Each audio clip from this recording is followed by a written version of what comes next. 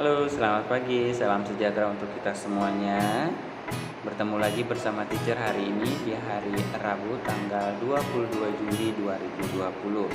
Hari ini kita masih belajar di tema 1, subtema 1, muatan IPS, pemanfaatan kondisi geografis di Asia Tenggara. Untuk lebih jelasnya, perhatikan penjelasan dari teacher berikut ini.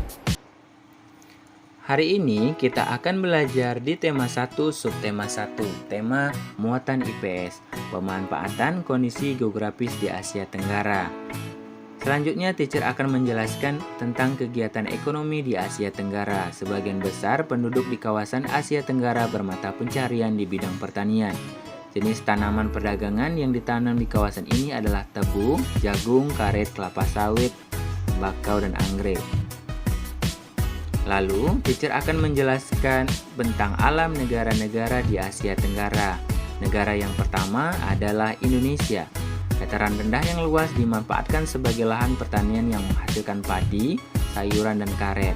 Perairan Indonesia dimanfaatkan untuk diambil hasil lautnya. Indonesia juga menyimpan banyak sumber daya alam, misalnya hasil tambang.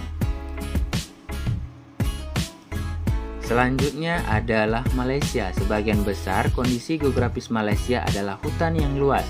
Kayu menjadi komoditas ekspor negara Malaysia. Malaysia juga sebagai penghasil perkebunan karet terbesar di dunia. Lalu ada negara Singapura. Sebagian besar wilayah Singapura berupa daratan rendah sehingga tidak memiliki banyak sumber daya alam. Usaha pertanian yang dilakukan secara hidroponik.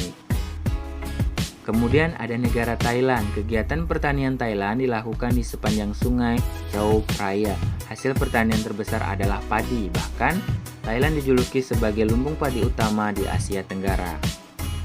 Berikutnya ada negara Filipina. Hasil pertanian negara Filipina antara lain adalah jagung, padi, ketela pohon, tembakau, dan tebu. Kondisi geografis di wilayah Luzon dimanfaatkan untuk pertambangan emas. Lalu ada Laos.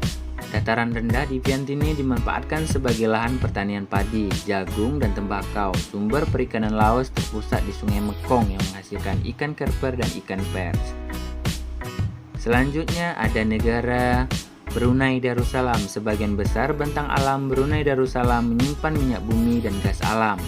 Dataran rendah yang dimanfaatkan untuk lahan pertanian yang menghasilkan padi, kelapa, lada, dan buah-buahan. Berikutnya Myanmar. Beberapa wilayah di Myanmar menghasilkan sumber daya alam yang beragam seperti tembakau, teh, sayuran, dan pertambangan timah. Lalu kita pindah ke Vietnam. Kota Ho Chi Minh menjadi pusat perindustrian di Vietnam karena hasil pertanian Vietnam meliputi buahan, sayuran, jagung, ubi jalar, dan kopi. Kita pindah ke Kamboja. Kamboja memiliki danau Thon Sap yang merupakan penghasil ikan tawar di kawasan Asia Tenggara. Hasil pertaniannya adalah padi, umbi-umbian, jagung, dan buncis. Hasil perkebunnya adalah tembakau dan tadi penjelasan mengenai pemanfaatan kondisi geografis di Asia Tenggara. Nah, anak-anak teacher tentunya sudah tahu negara apa saja yang terhubung dalam Asia Tenggara.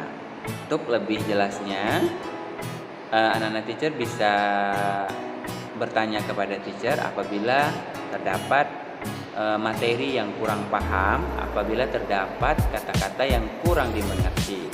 Selamat pagi, salam sejahtera untuk kita semua.